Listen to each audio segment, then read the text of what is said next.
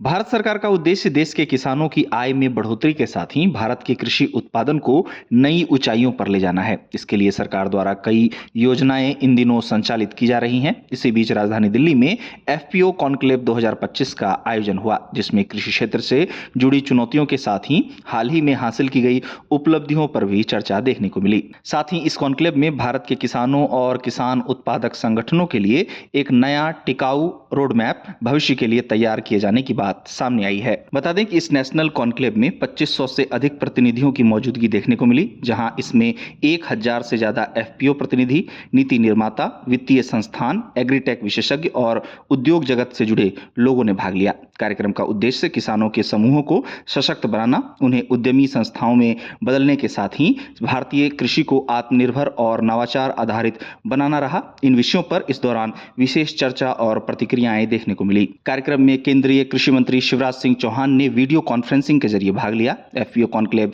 2025 को संबोधित करते हुए शिवराज सिंह चौहान ने एफपीओ को भारत की ग्रामीण समृद्धि का इंजन बताया। चौहान ने कहा कि सरकार उन्हें मजबूत करने के लिए पूरी तरह प्रतिबद्ध है। इस आयोजन को नीति आयोग के सदस्य प्रोफेसर रमेश चंद ने भी संबोधित किया और कहा कि किसान उत्पादक संगठनों के माध्यम से कृषि में बड़ा बदलाव लाया जा सकता है। इस दौरान वे जलवायु अनुकूल खेती, उत्पादों की बाजार तक सीधी पहुंच और भारत की ग्रामीण अर्थव्यवस्था में एफपीओ की भूमिका पर प्रकाश डालते हुए नजर आए। बता दें कि इस सम्मेलन के दौरान किसानों को राष्ट्रीय पेंशन प्रणाली यानी एनपीएस से जोड़ने पर भी चर्चा हुई। इसके साथ ही इस कॉन्क्लेव में टेरी के एग्री वोल्टेक्स मॉडल को पेश किया गया, जो खेती और सौर ऊर्जा उत्पादन को एक साथ जोड़ता है और इसे तीसरी फसल कहा गया। गौरतलब है कि भारत में इस बार मानसून की अच्छी बारिश दर्ज की गई है, जिससे खरीफ खाद्यान्न उत्पादन के लक्ष्य से ज्यादा उत्पादन की उम्मीद है। अनुमान लगाया जा रहा है कि उत्पादन तय लक्ष्य से ज्यादा हो सकता है और सरकार की कोशिश है